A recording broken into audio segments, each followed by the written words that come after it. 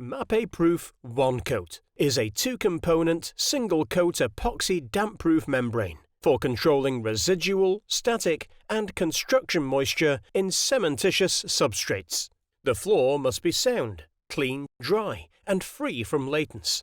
The application temperature range must be above 10 degrees C and below 30 degrees C. Mapeproof One Coat is the ideal solution to speed up process where substrates contain up to 97% residual moisture.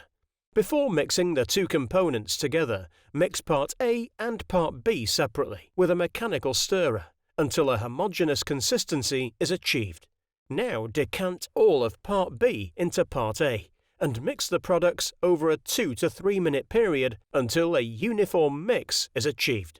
Take care to not overmix and therefore overheat the product.